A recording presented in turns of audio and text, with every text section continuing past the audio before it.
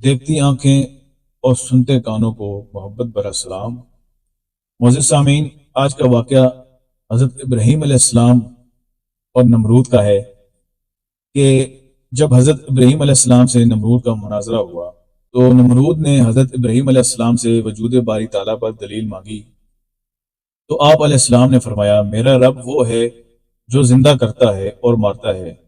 یعنی آپ علیہ السلام نے وجود خداوندی پر اشیاء کے عدم کے بعد وجود اور وجود کے بعد عدم کو بطور دلیل پیش کیا کہ موجودات کا پہلے نہ ہونا اور پھر موجود ہونا اس بات کی کھلی دلیل ہے کہ کوئی فاعل مختار ضرور موجود ہے، کیونکہ کوئی شے از خود موجود نہیں ہوتی، اس کے لیے کوئی نہ کوئی موجد ضرور ہے جس نے اس کو وجود دیا، اور وہی خدائے پروردگار عالم ہے جس اکیلی ذات کو عبادت کی طرف میں بلاتا ہوں، جس کا کوئی شریک نہیں ہے۔ نمرود نے رعونت بھرے انداز میں کہا، میں بھی زندہ کر سکتا ہوں اور مار سکتا ہوں۔ چنانچہ اس نے دو آدمیوں کو بلایا جو واجب القتل ہو چکے تھے، ایک کو قتل کرایا اور دوسرے کو رہا کر دیا اور قتل نہیں کیا۔ پھر کہا، تو میں نے زندہ بھی کر دیا اور مار بھی دیا۔ حالانکہ حضرت ابراہیم علیہ السلام کی زندہ کرنے اور مارنے سے یہ مراد ہرگز نہیں تھی، اور اس کا یہ کام حضرت ابراہیم علیہ السلام کی دلیل کا جواب نہیں تھا، کیونکہ نمرود نے اپنے لیے اس چیز کا دعویٰ محض تکبر اور عناد کی بنا پر کیا تھا، اور خیال یہ ڈالنا چاہتا تھا کہ وہ خود اس کا فاعل ہے اور وہ خود زندہ کرتا اور مارتا ہے، جیسے فرعون نے ازراہ عناد و تکبر کہا تھا،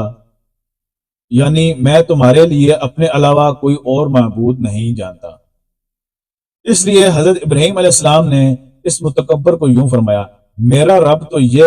کرتا ہے کہ سورج کو روز کے روز مشرق سے نکالتا ہے، اب تو اسے حکم دے کہ وہ مغرب کی طرف سے نکلے۔ یعنی اگر تیرا یہ دعویٰ ہے کہ تو ہی زندہ کرتا ہے اور مارتا ہے، تو جو ذات ایسی ہوتی ہے اسی کے زیر تصرف ساری مخلوقات اور اسی کے زیر تسخیر تمام کواکب اور آفتاب و مہتاب ہوتے ہیں، لہذا یہ سورج ہے جو ہر روز مشرق سے نکلتا ہے۔ اگر تو خدا ہے، جیسا کہ تیرا دعویٰ بھی ہے کہ زندگی اور موت تیرے ہاتھ میں ہے، تو اس کو مغرب کی طرف سے نکال دے۔ جب نمرود کو اپنی عاجزی اور بے بسی کا علم ہو گیا تو وہ ششدر ہو کر رہ گیا